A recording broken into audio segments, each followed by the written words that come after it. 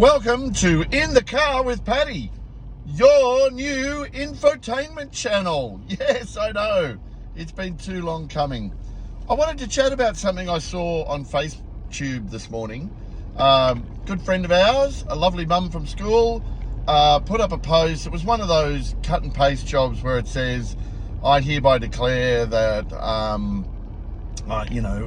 Facebook and all its entities, or Meta and all its entities, is not allowed to use my image or whatever, blah, blah, blah, blah, and a bunch of relatively legal sounding jargon.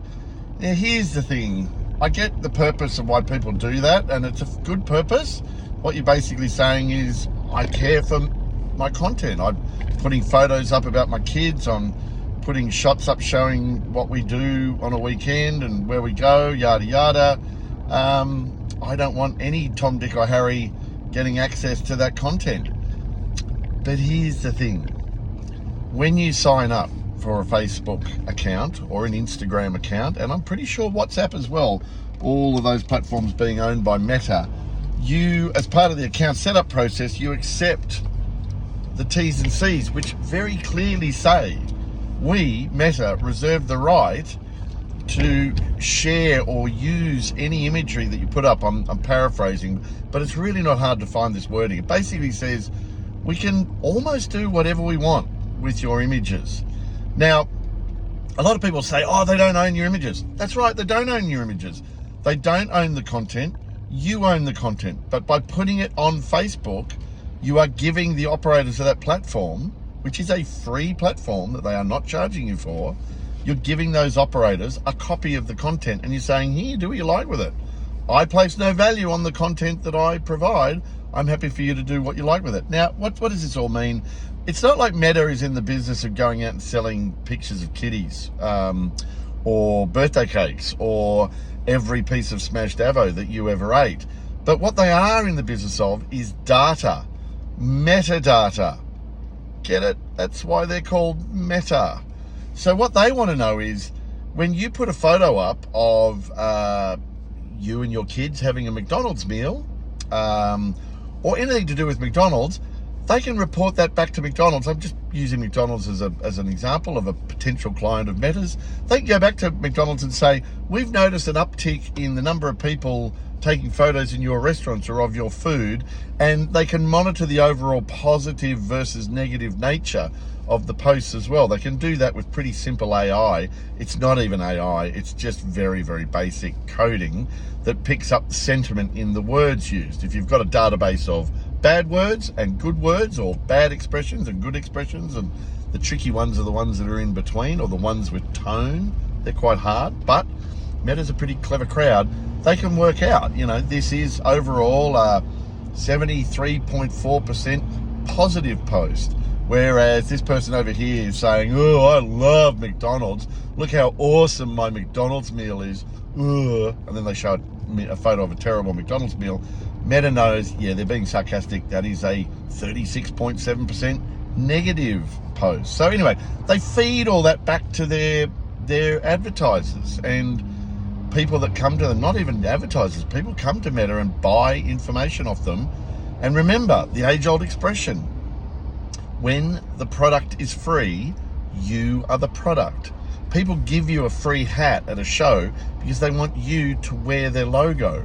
People give you a free sample of a product when you're walking in or out of the train station because they want you to try it and tell their friends about it. You have become an advocate for their product. And it's exactly the same with Facebook. If you use a free platform like Facebook, and Lord knows I do, you are effectively saying, yeah, I'm in, I'm buying, I'm in, and I don't care what you do with my content. Now remember, you still own the content, so you can remove it from the platform. If any of this is bothering people, you can go in and you can delete photos from your account. For me, that would take a week. I've put thousands of photos up there. But once you delete that photo from the platform, Meta's not able to use the metadata around it. They are not illegally able, and they don't keep copies of your imagery. If it gets disappeared from the platform, it gets disappeared from their records altogether. That's something that they are very specific about. Why wouldn't they be? They run a bazillion-dollar business, and that's their business model. They're not going to put that at risk. But here's the funny thing. I'd made a comment about that. It's a long 5 minutes I took to explain that. And then I thought, oh, that's actually not a bad post. So I cut and pasted and reposted it as a post. And if you go to my profile now on Facebook, you will actually see the post is up. But what happened was within, I'm going to say 90 seconds, within 90 seconds of me posting that, bang, my account was suspended. Now, I wasn't saying anything negative about Meta or Facebook. If anything, I was actually supporting their position and their T's and C's. And I put a link to a Snopes story up, which basically confirmed everything I'd said. But I already knew this because, I've sold Meta products. Let's be clear. I've been a whore by name, whore by nature. I've sold the devil's products. But anyway, yeah, 90 seconds. So their sentiment analyzers, call it AI if you will, but it's not AI. Basically just picked up the fact that I put a post up that talked about Meta and Facebook and Instagram and WhatsApp, which are all the platforms owned by Meta, and it just went, oh no, I can't have that, and they just permanently disabled me. Now I challenged it, and it's taken about an hour and a half, but apparently they put my account back up. But I find it interesting. I think people just need to understand Facebook is good for what it's good for. Like I said, I hammer the hell out of it. I'm on there all the time, and you may even be watching this video on Facebook.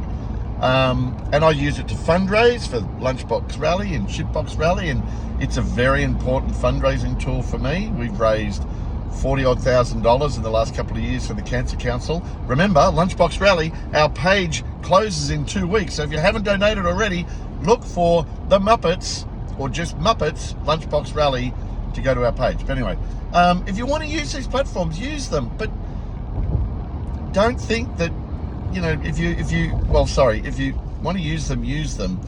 But if you have concerns about people having access to your content, don't put it up there. Put words up there if you like. People have access to your words, but if you want your kids' images to remain just something for you and your family, don't put them on Facebook. People talk about Facebook stalking. It's real.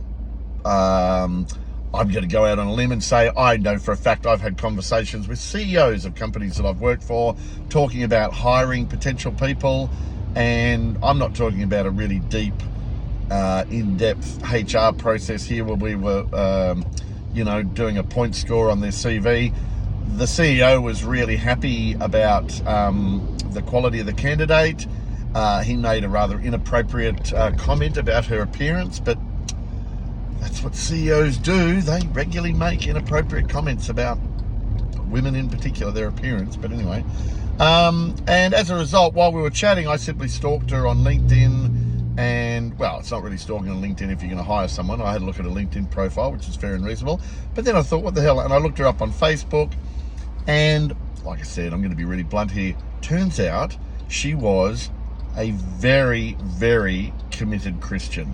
And that was I would say some sort of born-again Christian. And that was really the thrust of her Facebook profile. I'm going to be quite blunt here. I didn't really have a problem with that. I wouldn't have factored it into the decision-making process. But I mentioned it immediately to the CEO, and he went, "Oh, what?" And I showed him the screen, and he went, "Nah, not interested. I don't want her in the business. We're too small a company."